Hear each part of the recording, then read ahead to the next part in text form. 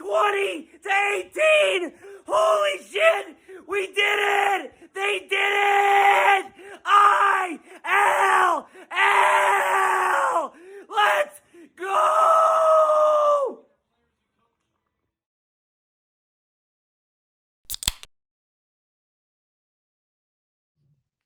How the hell are we? We are back.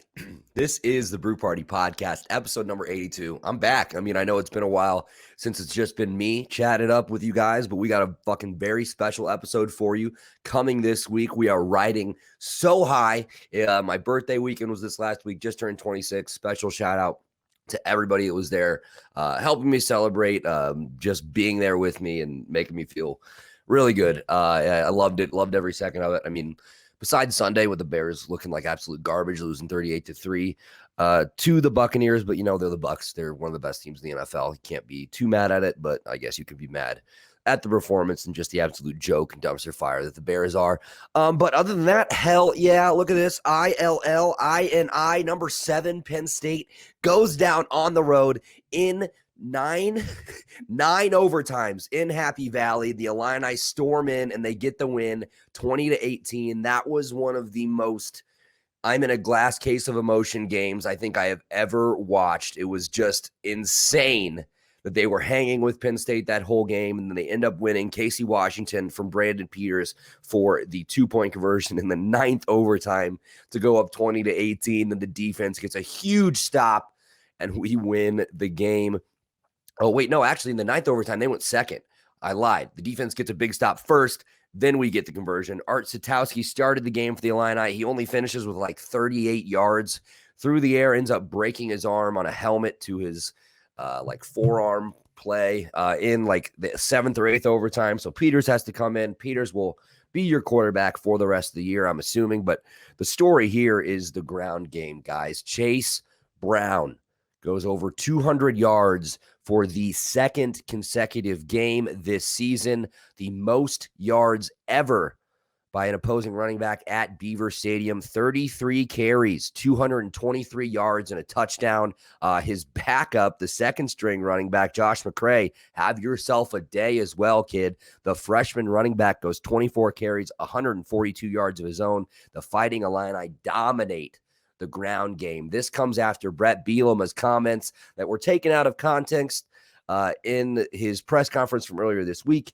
If you did not see that, he was quoted as saying it was a little concerning. There was nobody in the 2 down spots of the lineman position that had made any significant contribution to this program in the past 2 years. And a lot of people were saying, oh, that is the way to lose your locker room real quick. Well, I guess he didn't get the memo, or it fired those big hog mollies up front up, because they just played the game of the year. Almost 400 rushing yards for this team. We finish with 357 rush yards. They're averaging 5.3 yards per rush. That is a hell of a response from this team after those comments from Brett Bielema. And I didn't hate the comments. He's not wrong. He talked about the offensive line, how the recruiting didn't really go as well. These players didn't pan out, didn't develop as well as they thought they were going to. He talked about the lack of development at the quarterback position, which is 100% correct, because the top 2 quarterbacks this year are transfers. They haven't developed a quarterback that they have brought in as a freshman and turned into a starter or a solid Big Ten quarterback in quite a while.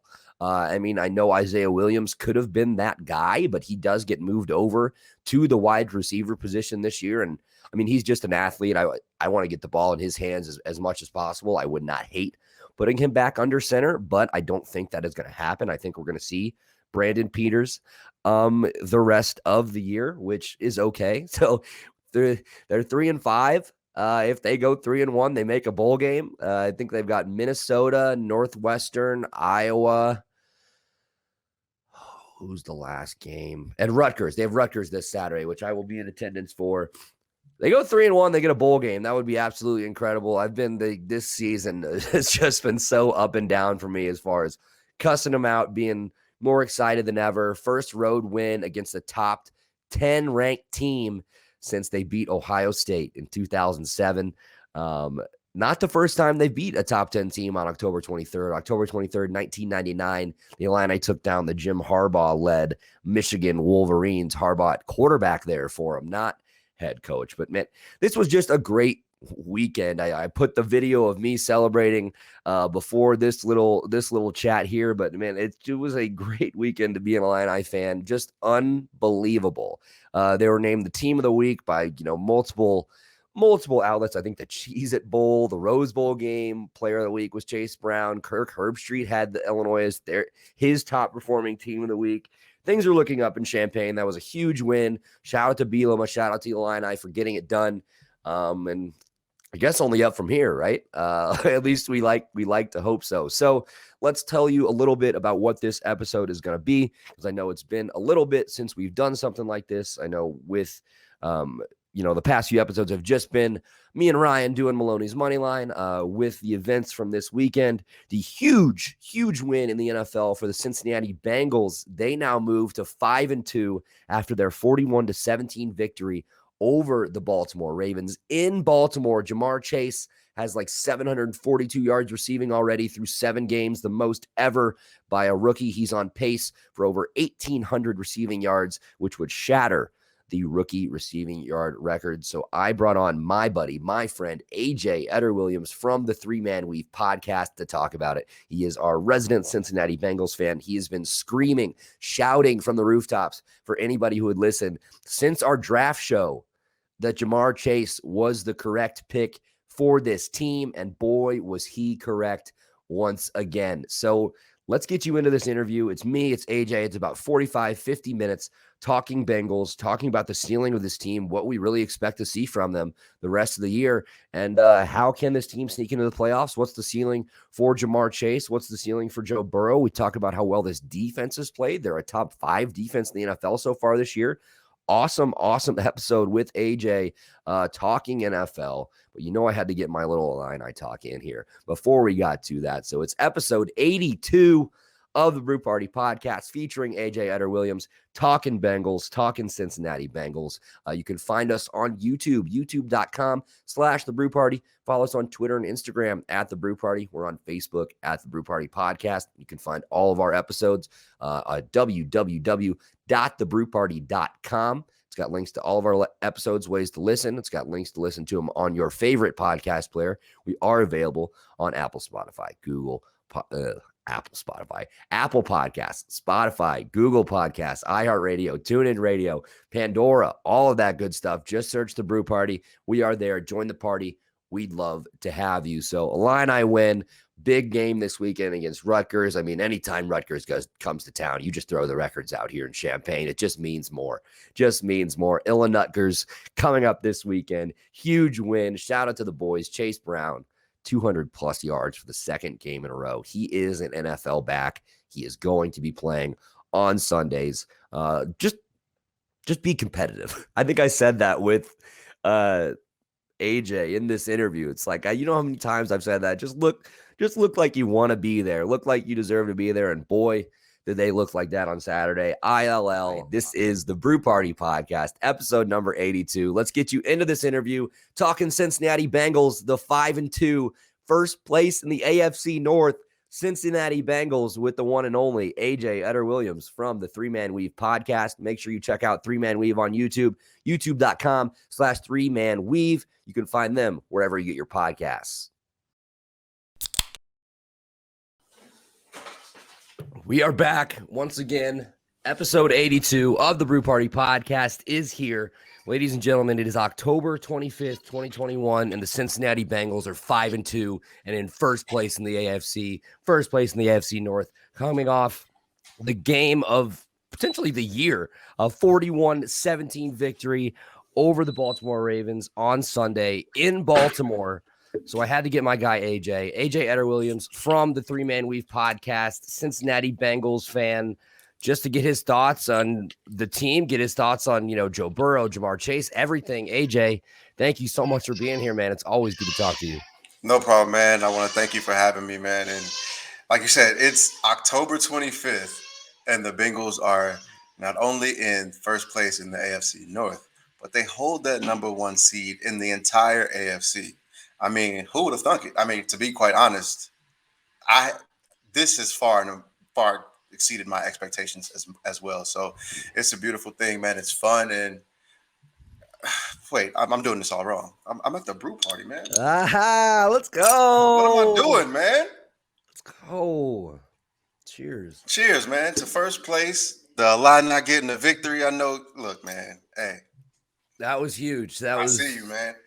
9 overtimes. Holy shit. But Yeah. we're here to talk Bengals, bro. Of course. You talked about like you weren't expecting this. Can you speak a little bit like what were your expectations for this team? You know, the Zach Taylor led team, you know, who's a hire that I'll come right out and say it. I didn't really understand it at the time, Absolutely. but of course it's seeming to work out as of right now. So what were you kind of thinking going in? You have to be nothing short of thrilled through 7 weeks now. Absolutely. So to be quite honest, coming into the season, my expectations were probably about I'd say the floor would be 6, but to me, Zach Taylor, to give me any confidence, I needed him to be anywhere between 7 and 9 wins because we had talent. As you can see last year before Joe Burrow's injury, we were competitive in games and we made them close. But also taking a look at our schedule preseason, that was like, okay, we're gonna have to sneak some games in because we do have the AFC.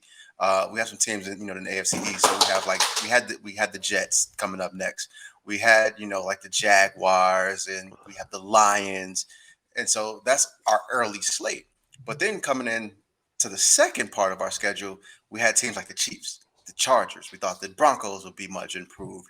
Then you would have those divisional games with the Browns, Ravens, Steelers, and so I thought if we could win some games early and steal a couple of wins, we could be about a 7-win team. And if we step up and kind of start surprising people and we play well and we keep away from the injury bug, we'd be able to get about maybe 9 wins and possibly sneak into the playoffs. Right. Now it's looking like this could be an 11, possibly 12-win team, especially if you look at some of the teams that aren't playing well. The Steelers aren't playing well. They're up and down. But the Chiefs, we don't know what the Chiefs are. And like I said, we still have games against. We have the Jets next week. We still have the who else do we have? We have I got it right here. You got Jets next week, Raiders. Browns, Raiders, Steelers. I think there's a legitimate chance you guys win your next 4 games. Absolutely. And December 5th, you guys host the Chargers. Big game there. You host 49ers after that, which I think you could win that as well. Yep. You got to go to Denver, which another winnable game. You host the Ravens. I think that'll be a good one. And then you have the Chiefs and the Browns again to finish up the year. So, I mean, 11, 12 wins is definitely on the table for this Cincinnati Bengals team right now. I actually, like I said, I went through that schedule, and prior to the season, I looked at teams like the 49ers, like the Chargers, and the Chiefs as games that those were just going to be losses. Now, looking at this schedule, I quite honestly don't see a game where I can just emphatically say, we're not going to win that game. We legit have a chance to win every single game that we play this season. And that is a big, proponent of what we have done as a team as far as bringing in free agents and drafting, but also just being healthy. Because if you look at some of the past seasons, even outside of Joe Burrow, we had tons of people on IR. Last year, when we went into that Ravens game, even when Joe Burrow was still healthy, we got our asses kicked. But if you look at our defensive line, most of our defensive line were guys off the street. They weren't even on our roster opening day. Those were guys that were on other teams' practice squad or weren't even in the NFL because we were that, just beat down on the defensive line. Mm-hmm. And so I think health is a big reason, but it's just a culture. I think a lot of people in Cincinnati were kind of weary of what Zach Taylor was doing. And we thought he might be losing the locker room by getting rid of guys like AJ Green, Carlos Dunlap, Geno Atkins, a lot of those holdovers from the Marvin Lewis era. But now it's almost as if everybody's bought in. You have guys that want to be there, that want to play there, that are playing their ass off. And it's like You're starting to see things. You're starting to see things. Sorry, it's bedtime, and he's not happy. But I know how that goes, brother. there are things that you are seeing from the Bengals players that you haven't seen in years past. If you look at just some of the Bengals social media account, you have players commenting, you have players actually posting stuff from the games and posting each other, and it's like they want to be there. They're enjoying playing for the Bengals, so that's a beautiful thing. And also, nobody looked at the Bengals as free agents destination. But if you look at the last 2 years, we brought in DJ Reader, we've brought in Von Bell, we brought in last year Mike Hilton, Chidobe Awuzie, Trey Hendrickson, and all of these moves are paying out. And not only that, they wanted to come. Some of these guys, like Trey Hendrickson, was coming off a 13.5 sack season. It wasn't like his only option was to go to the Bengals. Oh, absolutely. That was another one. It was a kind of a head scratching move. I'm like, he's going to Cincinnati, but I mean, it's working out. Number 5 total team defense in the NFL right now. And the thing that sticks out to me is if you like 2 quotes from Mike Hilton and Trey Hendrickson. Trey Hendrickson, people asked him, why did you pick Cincinnati? He said it just felt like they were a couple pieces away. Mike Hilton came over because he said when the Bengals went into Pittsburgh on that Monday night game, he said they played hard, they didn't quit, they fought, and I wanted to be a part of that. Someone who played for the Steelers said he wanted to be a part of that. So it's almost like that culture, it doesn't feel like the same old Bengals like would. There were things that happened in that Sunday game where it's like, in years past, it's like, okay, it's going to start crumbling down. That Hollywood Brown touchdown to open the third quarter, it's like, okay, the Ravens are going to pull this out. We've been playing well, but just because we're the Bengals, this is going to happen. But then what happens? Jamar Chase looks like a top 5 receiver in the league right now. Just off, like, that was Marlon Humphrey. It wasn't just some, number 2, 3 corner. That was a former All-Pro, a guy who knows what he's doing in this league. And so people criticized the Jamar Chase pick, and as you know, I came onto the draft show and said, no, this is going to be the pick, and it's going to work out because of all the reasons that you see right now. Like I said, the draft doesn't end in round 1. We're not just drafting to fix our entire team off of the first round pick. We did address some issues on the offensive line. No one talks about us bringing in Riley Reef, but that was an underrated signing. He hasn't come in and played like an all-pro, but we didn't need him to play like an all-pro. We needed him to be better than Bobby Hart. And he's doing that. You get what I'm saying? Yeah. So, yeah, Joe Burrow has faced some pressure. Some games Joe Burrow has gotten sacked. But if you actually just break down and look at it, the sacks just aren't about talent. It's about communication sometimes. And those communication errors have fallen on Trey Hopkins sometimes. They've fallen on backs not picking it up. And also they've fallen on Joe Burrow sometimes. Sometimes Joe Burrow is to blame for some of these sacks that he's taken because you've had free rushers off the edge and he hasn't accounted for it. And he hasn't gone to the hot route, or he's just holding the ball too long in the pocket. So that was also something I was saying, like, yeah, Joe Burrow got hurt, but it wasn't because there was just a complete lack of talent. Because the Bengals actually didn't have the worst offensive line in the league last year. If you look at not San Diego, if you look at the Los Angeles Chargers, that offensive line was bad too. And they also did some things to address it. And they also drafted Rashawn Slater. Miami's offensive line was terrible also.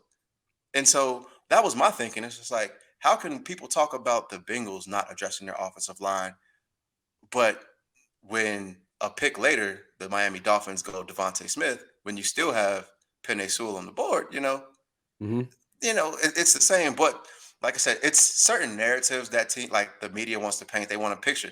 They need the losers. They need the bungles because nobody cares. Nobody cares to watch us. We're in Cincinnati. Nobody even knows what Cincinnati really has to offer. But when the team is good, people tend to take notice. And that's what's happening because the team is good.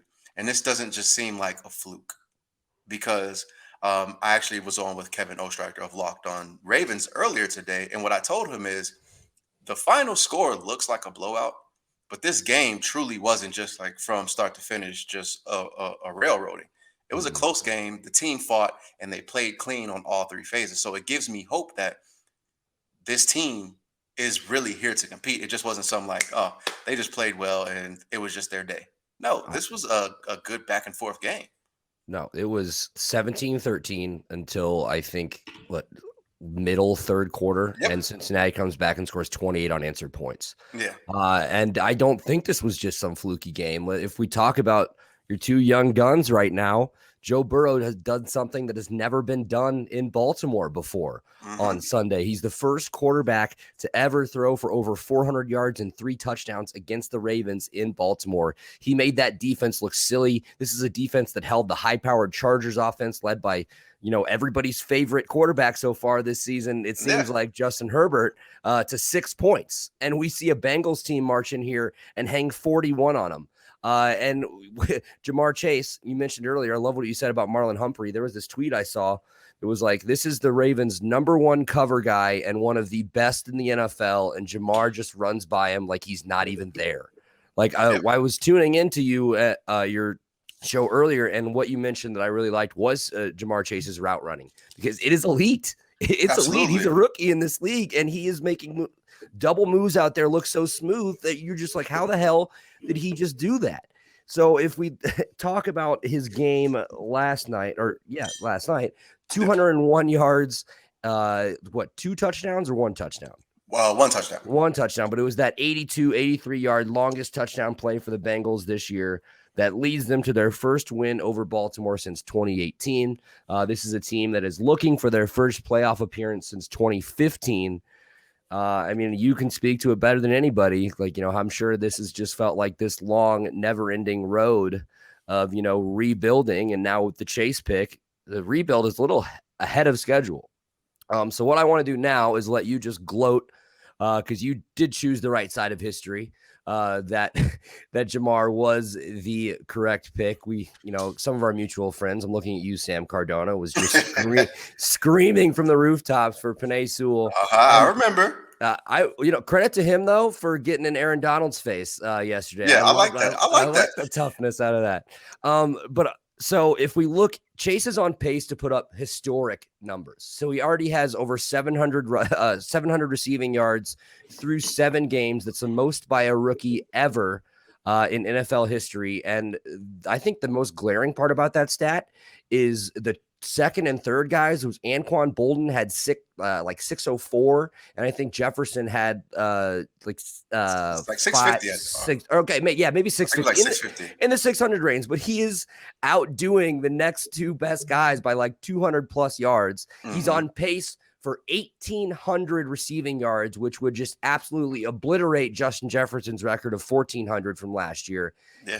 It's I don't even know what to say. It's like we haven't seen this since maybe Randy Moss's rookie year. Yeah, we really haven't, and he's doing things that have put him in that category numbers wise with Randy Moss, and that's one of the reasons why I tell people.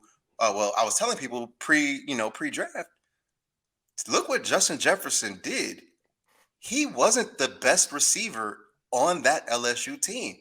It was Ja'Marr Chase. Devontae Smith the next season won the Heisman, and his numbers weren't better than Ja'Marr Chase. And so one thing that I love about yesterday, it proved a lot of what I was saying. The reason why I love Ja'Marr Chase. Ja'Marr Chase isn't some giant 6'4", receiver who, runs like the wind. He's not that build. He's about maybe 6'1", maybe. But if you look at him, he's actually built like a running back. He's really like put together. If you look at his legs, his base is very strong.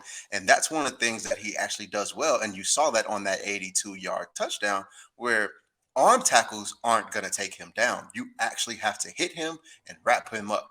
And that's why coming into the game, I knew that I felt that it would be a tough matchup with Marlon Humphrey. But Ja'Marr Chase has literally said, I like when cornerbacks press me. I like getting physical. And he gets physical right back. And you look at him with the physicality and the nuance and subtleties he has in his route running. He gave Marlon Humphrey the blues. Like if you look at it was like a 22-yard pass right before halftime. Jamar Chase has literally caught a big play before halftime in every single game, and he did it again on Sunday, which was just basically a quick in route that he loses Marlon Humphrey. And Marlon Humphrey's literally like in trail, chasing him across the field diagonally as he's just running and getting us in field goal range. And he just makes it look easy. He doesn't look like he's extremely fast, but he's so smooth. And then next thing you know, he's gone. Yeah.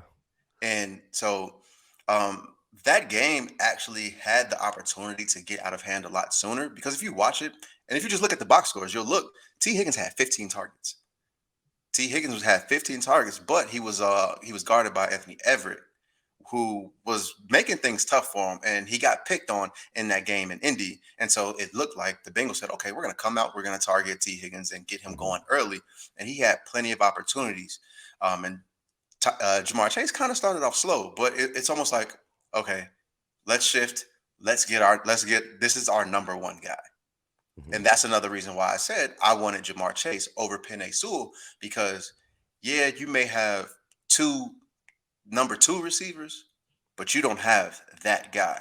Jamar Chase would come in and instantly be your number one receiver. And it's showing now. And I was never opposed to drafting Penei Sewell. But what I said is you can put together an offensive line. You use your number one draft pick to get a star. If you're in the top 5, you want someone that's going to come in and make instant impact and and either put points on the board or take points off the board, in my mind. And that's what Jamar Chase is doing. He's putting points on the board, and he's opened up this offense, because now you don't just have Tyler Boyd, T. Higgins, and maybe someone like Terrence Marshall or somebody that you drafted in the second round. Now you have an elite number one receiver who looks like he is in the mold of someone who's going to be a top 5 receiver in the NFL very soon. Right.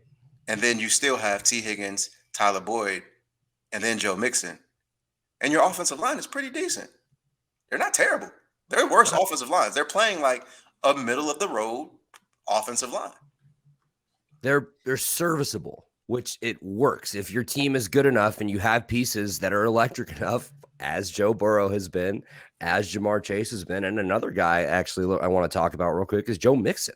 Absolutely. He's been incredible and has provided some stability in the backfield for this team that has allowed Burrow to take these shots downfield to Chase. So just speak a little bit about what he's meant to this team this year and kind of his growth in his, not very long career so far. Yeah, so I've always loved Joe Mixon. I think he's always been one of our best players. And I think Joe Mixon is one of the reasons why you're starting to see that culture shift in the locker room, like I said. Because I think Joe Mixon, he's thankful for the Bengals giving him a chance, because remember, he might be a late round pick coming out of college after his assault incident. So now the Bengals gave him a shot.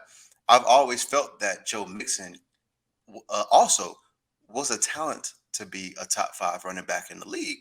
He just always kept getting hurt. He could not, after his second year, I believe, he was always getting dinged up, but he did lead the AFC in rushing. And then now they're getting him more involved in the passing game. And so it's almost like, pick your poison. We can run the ball on you, or we can just pass it all over the yard. Which one do you want to do? And to me, the old NFL style of you have to run the ball to open up the pass. No, you don't. Throw the ball, and guess what? Once those linebackers are turning their back, and once your defense is realizing, all right, we need to get pressure to him, hand the ball off, and he's going to run right past somebody. Right. And that's what Joe Mixon is doing. And Joe Mixon, he's big, he's shifty, and he's fast as hell. He's a lot faster than people think.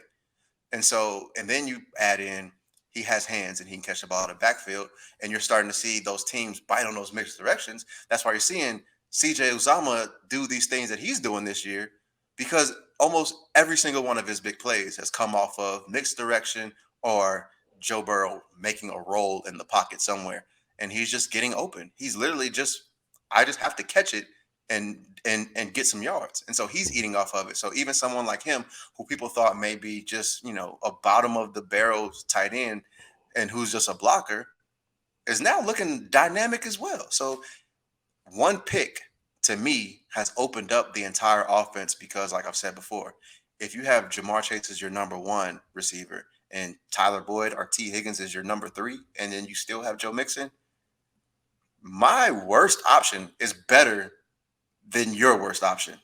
Mm-hmm. You see what I'm saying? So that's a hell of a receiving core. exactly. And so I've said that just talent wise, I think there's they're up there with the elites. But right now, Tyler Boyd and T. Higgins aren't getting the production. But just to me, just off of pure talent, they're up there with some of the big guys. And I think that's why offensively we've looked the way we have. But underrated reason why is our defense. This defense is coming to ball. I was skeptical on the Trey Hendrickson signing because we had a guy in Carl Lawson who had a higher, pressure rate, but he just wasn't getting those sacks. But I thought it was because he had nobody on the other side. And then we had all those injuries. But the Bengals felt that it's like Carl Lawson also has these injuries. And as we see, unfortunately, he tears his Achilles in camp. And he's not unable to play. And basically, Trey Hendrickson and Carl Lawson got the same amount of deal in their deal, but Carl Lawson just got a higher guarantee. And so now it's just like, oh shit. It's almost as if this is a competent front office and they know what they're doing. To bring in a guy like Trey Hendrickson, where everybody's like, he's only good because of Cam Jordan on the other side. And then also, you bring in a guy like Chidobe Awuzie, who in Dallas, he had all that, the measurables and the athletic ability, but he never produced. He comes in Cincinnati and he's looking like an elite corner. He's literally one of the highest rated corners in the game. So he had the athleticism, but he was just fighting through the injuries. And then another signing that was underrated is Mike Hilton. We plucked him from the Steelers, and he's not the best in coverage, and he got exposed by Devontae Adams once they said, all right, let's just put him in the slot, and Mike Hilton, you got to guard him. But outside of that, he's good in the run game. He's going to blitz, and he's going to cause pressure, and he's also come in and, also become a leader. And so they got guys from winning programs, guys who know how to lead and who know how to, fight. So it's all coming together. But I do think the biggest surprise is Logan Wilson at linebacker for us. He's a second-year guy out of Wyoming, and he's playing out of his mind. He always has a nose for the ball. He's always around the ball. And he's made some great tackles. He made a great tackle on Sunday on a zone read play, chased it down. And it's just like, okay, it's all coming together. And the only thing really is health. And I'm at the point now where I'm ready to give up on the Trey Waynes experiment and just make a trade at the deadline and try and get another corner in here to really just make that leap. And this is where I've always had an issue with the Bengals is they get comfy, A lot of teams, they get this and they'll say, all right, we're playing good now. Let's just keep it up and stay the course. To me, the good teams realize, yes, we're winning, but where can we get stronger? And that's a good. I'm actually glad you brought that up because Taylor was quoted after the game saying we can't get complacent now because we have to keep building. There's always things you can improve on. And I think even Burrow said that. He's like, it was a great day. There's always things you can do better, but I mean, you're going to take it. One guy you didn't mention on defense who had a great day yesterday was Sam Hubbard, 2.5 sacks. Absolutely. You mentioned how much pressure the Bengals were getting on Burrow. They get to him. I'm sorry. The Bengals were getting on Lamar Jackson. They get to Jackson 5 times to sack him 5 times. That's tied for the most ever in his career. He was only 4 for 12 when he was under pressure. I talked about it earlier, the number 5 total defense. I think that is really that's the most surprising part about this team is just like they're playing complementary football in all phases, and you have a rookie kicker in McPherson who has ice in his veins too, who's already made some big time kicks, man. So I think I know the answer to this. Through 7 weeks, your team MVP is Jamar Chase, or is it somebody else? So I get what you're saying. So it's almost like how the league does it. If it were up to me, I would say the offensive player of the year is Jamar Chase. Mhm. But to me, I think the MVP of this team would have to be Joe Burrow. And it's on it's, and I'm one of those people that hate that the MVP award is a quarterback award and no one really Yeah. gets it unless you have just some extreme year. But Mhm. I think Joe Burrow has shown who he is. And he's put himself in that conversation with Justin Herbert because everyone loves, oh, Justin Herbert, he's up there. He's going to be the next Mahomes. He's this, he's the arm talent, he's this, that. But what people fail to realize is Joe Burrow is just a dog. He has that mentality. Mhm. And to come off of the injury that he has come off of, to only take 3 snaps in preseason and to have this team going like they are, I think Joe Burrow is the most valuable player on this team. Because to me, this team wouldn't be where it's at without Joe Burrow. The win against the Vikings, that was literally his call. He made that call to win that game and to get us into that play. And so I think what he has done, who he is, and the team wants to play for him. The team wants to protect him. The team wants to succeed because of him and with him. I think he's the most valuable because he is that leader and he is just that motivator as well. You know, So, yeah, absolutely. Absolutely. What do you think the ceiling is for him and Chase as far as, quarterback receiver duos in the NFL? Top of the league, best. yeah, because I truly believe that they can be one of one of those tandems that we remember forever. To be quite honest, Mhm. because I mean, even just in Cincinnati, we've had some of those tandems. If you look at Carson Palmer and Ocho Cinco, Andy Dalton and AJ Green, I've always said that if we were able to flip that and had AJ Green a better quarterback, I think AJ Green would be thought of in different light because Mhm. at that time AJ Green was people considered him a top 5 wide receiver through some of that, but there was some arguments and there was some pushback. But a lot of it was because of Andy Dalton, and a lot of it was because Andy Dalton couldn't hit the deep ball. And last year, it almost looked like, oh shit, Joe Burrow can't hit the deep ball because he was one of the worst quarterbacks in the league with the deep ball. He only had 4 deep ball completions all year. Well, Mhm. through his 10 games, I won't say all year, but he was one of the worst quarterbacks with the deep ball. But he was one of the best in that 10 to 20 yard range in his intermediate, and that's very consistent. And so now Jamar Chase has the juice to open it up and beat guys deep. Last year we didn't have that because AJ Green was a shell of himself. He's playing really well in Arizona, and I'm happy to see that. But Mhm. we didn't have a deep threat. T. Higgins wasn't really a deep threat. T. Higgins was more so of the mold of AJ Green, and that's why I said we should kind of keep this idea of getting Jamar Chase moving because you don't want to just get another big body receiver, and because then that'll be redundant with T. Higgins. We were going to bring in we brought in Kenny Galladay for an interview. I mean, a physical and stuff like that Mhm. prior to the draft. But I said I don't want Kenny Galladay because once again, yes, he's big, but he's not fast. He's not going to stretch the field like we want him to and we need him to. And look at him now. He's doing exactly what it was. He's coming off the hip injury. He doesn't look healthy. He's okay. But Jamar Chase added the juice.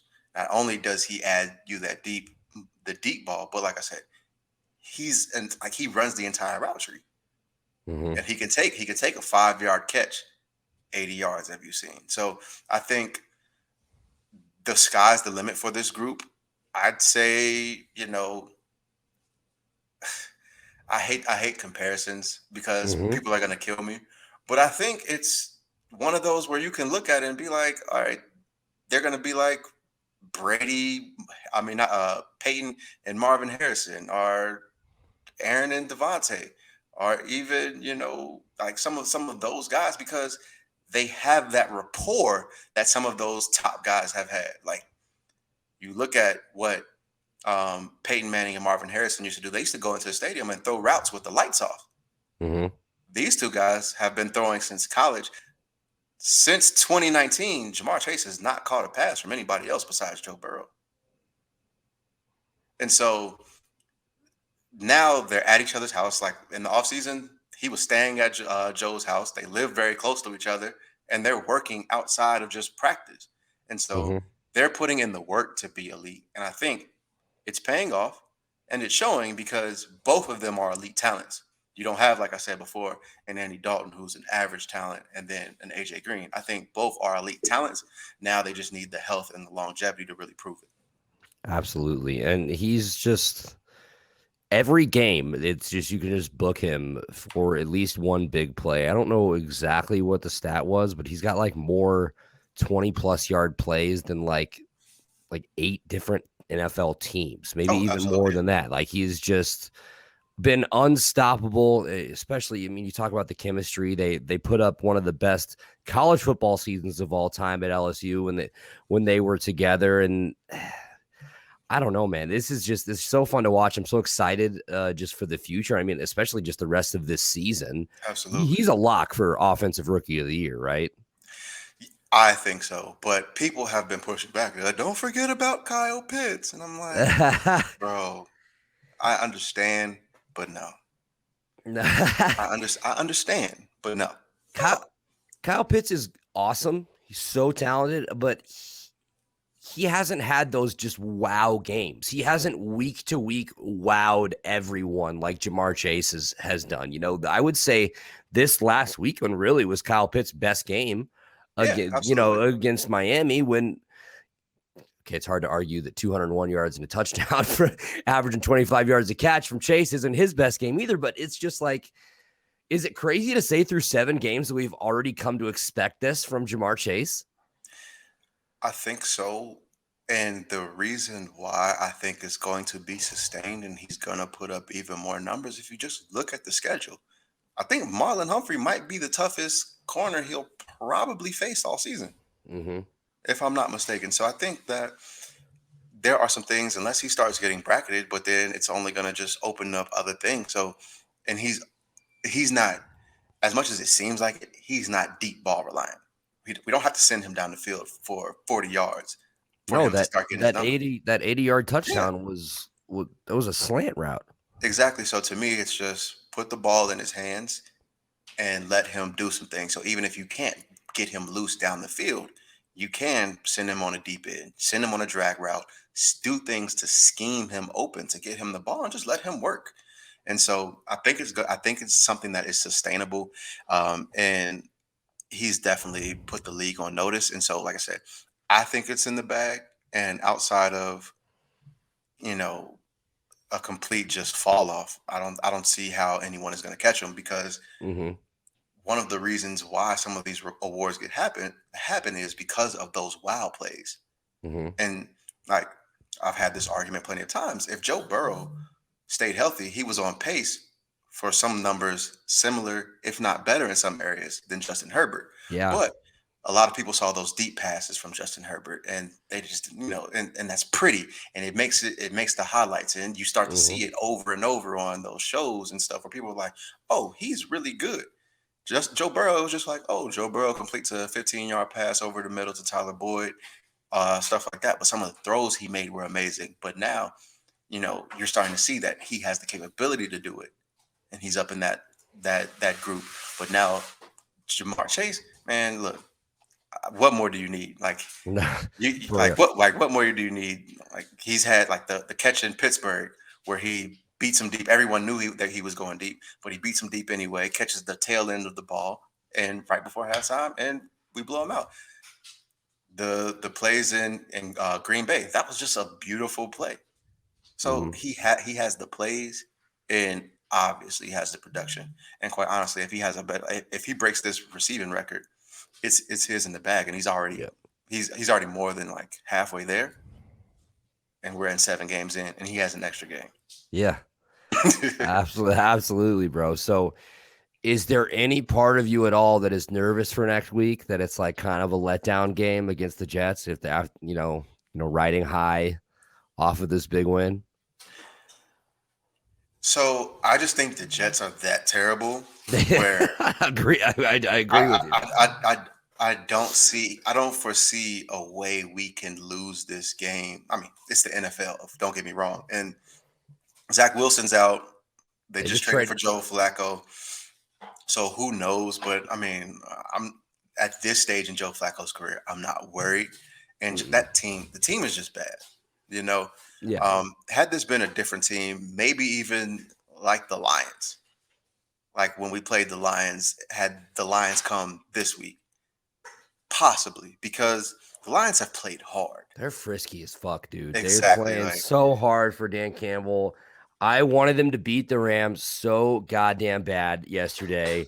The onside kick, 2 fake punts. Like, he's just putting his nuts on the table. They're playing hard balls for to the him. fucking wall, man. It's Yeah, just like it's, you're winless. Do what you have to do. And so it's truly just like, fuck it. I love Dan Campbell. I know our buddy Tom Scavetta was really, really high on that hire for Detroit at the beginning of this year, but obviously they're 0-6. They haven't gotten the results, but they're playing hard. They're just you said it's like the same thing as the Jets. They just suck. Like they don't yeah, they just they don't have the talent. they So don't have the when it comes talent to levels it, of these other teams. yeah, when it Like, comes to it, you could play hard, but that's only going to keep you in it for so long exactly. when you lack that much talent.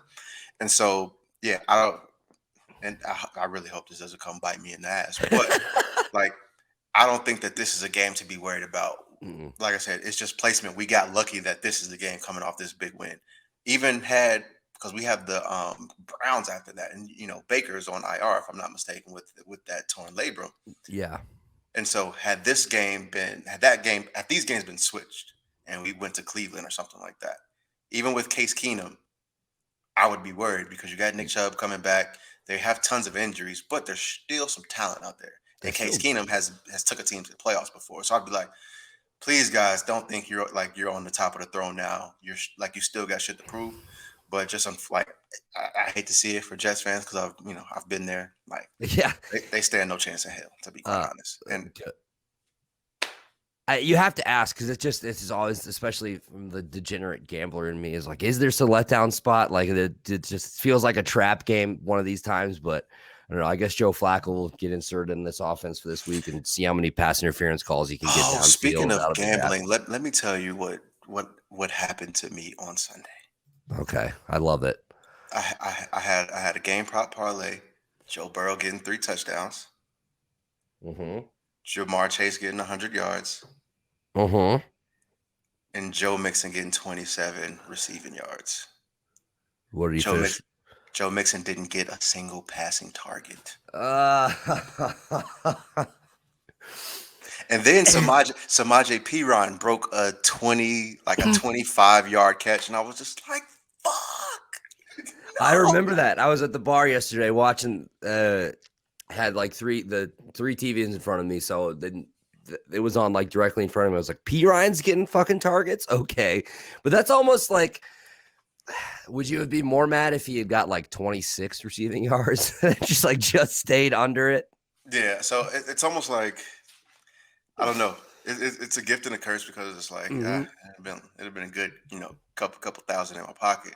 Hell yeah! But it's just like he's still riding high off the win though. Like yeah. I've said it before. It's like well, I mean, it's different for you because your team's actually good, but I can't. There's just certain times I just cannot bring myself to bet on my team because it's like they'll just disappoint me and I'll be out however much I put on them. So AJ, this has been fucking awesome, man. I just got a couple more questions for you before I let you get out of here. Absolutely. So 5-2. We're through 7 weeks. You mentioned it. We got an extra week this year. What is the ceiling for this team? I mean, I think there's like a 70% chance that they make the playoffs right now. Yep. They're tied for first place in the AFC. That's with teams like the Buffalo Bills, who everybody holds to such a high regard. I believe actually Cincinnati is second in the league besides the Bills in point differential. They're getting it done on both sides of the ball. We talked about their schedule. They got the Jets, they got the Browns, the Raiders, the Steelers, the Chargers, the Niners, the Broncos, the Ravens again, the Chiefs, and the Browns one more time. 10 games to go. What is the Bengals' record at the end of the regular season? So I feel we actually have proven, even with that loss in Green Bay, and the game that we played on Sunday, that we are up there with some of the elite teams. Mm-hmm. And so, with the games that we have left on the slate, I think the ceiling for this team, the ceiling, of course, is 13 games. I think if they come out and play like they should every single game the rest of the season, they could come out and get 13 wins. But I can easily see this team being about an 11 to 12 win team. And that's, like I said, that's good enough. I think can get us a home game. And in the playoffs, I think if we get to 11 games, I think we could be favored or just kind of like almost a pick 'em with Even, a yeah. lot of teams. And so I think if we make a deal at the deadline for another corner, I think we are a force to be reckoned with. Because Eli Apple currently is our second corner. And we all know about Eli Apple. Trey Waynes can't stay healthy. He's had a hamstring injury all year. And so if we can really lock down that second corner spot, we will be tough for any single team that we play. And I don't think nobody, even the Bills, would want to play us in the playoffs because of not only the pressure that we will put on them offensively, but how our defense is played. So I think an 11 win season, I think, which has already surpassed the ceiling that I had, because I said this team should be about a 6 to 7 win team. So I think if we get there, by far my expectations for the season have already been exceeded. But I think we could do that. And even when I said our floor, I mean, we should be about a 6 to 7 win team. I said if we exceeded expectations and won like 8-9 games and snuck into the playoffs, Joe Burrow is going to win a playoff game. So now I kind of have to book it. We'll win a playoff game this year. I kind of have to book it, don't I? I love it, dude. I love it. The Bengals will win a playoff game this season. So would you consider just making the playoffs that's a successful season? 100%. Just making the playoffs is a successful season based off of what, like I said, I thought we would be a 7-win team because I felt we had the talent and we have been extremely injured in years past. But some people were saying we would be a top 5 pick again this season. People were saying we didn't do enough on our offensive line and we should be a 3, 4, maybe 5 win team this year. So 7 wins would exceeded my expectations, and I think would still have made a lot of people take notice, because coming into the season, I just said, let's get 7 wins and just be competitive in every game and make it look like the arrow is trending in the right direction. I love that. Shit, I love that quote, dude. As somebody who roots for very shitty football teams, I've said that more times than I can count. Let's just look competitive today. Let's look like we want to just make it today. Make it fun for me. You know what I'm saying? Jesus. Let me just want to watch. Dude, absolutely. AJ, this has been fucking awesome, man. I always enjoy talking to you, especially about subjects. I got a soft spot in my heart for the Bengals, man. I've loved Joe Burrow and Jamar Chase since the LSU days, and they are just a fun team to root for. They're just fun, man. And then I'm excited for you that you have a good team this year. So you think if 13 wins, that gets them the North? Do you think they win the division with 13 wins? I quite honestly think that they can get it with like 11. Because you look, the North still has to play the North as well. And so I think, as we've seen, Baltimore is, to me, the biggest threat for the North. But then also, if Baker comes back healthy and they can keep Nick Chubb and they can get those guys healthy, who knows? Because they are still in it. So I think 11 wins can get it. I think if somebody in this division wins 13, if they win 13, that's the cream of the crop of the division. Yeah, for sure. So I do believe, like I said, if they can get that with the schedule that they have, I think they easily win the division by a game or 2. Okay. I'm there. I'm with it. I'm definitely with it. This is my last question. Then I want you to plug your incredible podcast. So my last question is, Joe Burrow is the blank best quarterback in the AFC North. Second. And you put Lamar. You put Lamar. I put Lamar first, and I'm not sure if you caught the roundup that we did, the divisional roundups Mm-hmm. before the season. I said Ben Roethlisberger will be the worst quarterback in this division because Joe Burrow is not going to be the last, because that's what people were saying. Oh, he's coming off the injury. He plays for the Bengals. Yeah, the offensive line stinks. No, right? And I've never been sold on Baker. So to me, it's literally Lamar and Joe Burrow fighting for 1 and 2, and Ben and Baker are kind of like very down on the totem pole. I think they're Baker is probably a far and away number 3, but Ben is a little bit healthy, and they've been looking a little bit better now. So I think there it is. But I think Joe Burrow is far and away the number 2. But if he keeps this up, there's going to be some discussion who is the number 1 quarterback currently in this division. Absolutely. And that's what we love. We want that parity. We want it to be as close as possible. We want excitement. And the Bengals have absolutely provided that for us so far through 7 weeks. So AJ, let's get you out of here. Go ahead and tell us where we can find everything 3-Man Weave, the podcast with the catchiest theme song I've ever heard. I still maintain that. Oh, absolutely, man. Doing things you can't believe. But yeah, man, catch the 3-Man Weave podcast on Tuesdays, streaming live on YouTube. Just type in 3-Man Weave podcast and you'll find us. Hit subscribe, turn that bell icon on. Make sure you get all of our new and latest content. You can find us on Apple Podcasts and wherever else you get your podcasts. If you want to follow us on Instagram and Twitter at 3-Man Weave _. And if you have any questions for us and you want those answered on the show, email us at podcast.3.man.weave@gmail.com. And once again, I said it earlier, but congrats to my guy Hill. Him and his little baby girl that came home today from the hospital. So he has a newborn. He is taking some time away so he could be with his family. And Andy, man, thank you for having me on the Brew Party, man. It's a fun time every single time I'm on, man. I love it.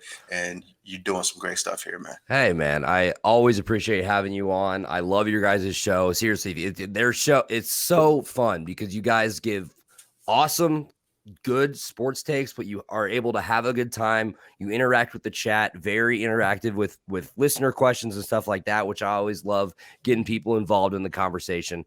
Congratulations to Hill, man. That's so beautiful. Bringing the baby girl home. And shout out to you and you and Cannon as well. Going to hold it down while he's gone. Catch them Tuesday. So this episode will be posted Tuesday morning. So catch them Tuesday evening on their YouTube page. 3-Man Weave, one of the best sports podcasts out there. So I'm Andy Hopper. He's AJ. This is the Brew Party Podcast, episode number 82. Find us wherever you get your podcasts: Apple, Spotify, Google, iHeartRadio, TuneIn Radio, all that good stuff. Or just go to www.thebrewparty.com. It's got links to all of our social media. It's got links to all of our episodes and ways to listen to them. You can find us on Twitter at The Brew Party. We're on Instagram at The Brew Party. And we are on Facebook at The Brew Party Podcast. Subscribe to the YouTube. Turn on those notifications. Like this video. We are youtube.com/The Brew Party. Thanks once again to AJ Etter-Williams from the 3-Man Weave podcast. Cincinnati Bengals are 5-2 in control of the AFC North. Awesome stuff. Episode 82 of the Brew Party Podcast is here. Thanks for listening. Thank you for tuning in. We're out.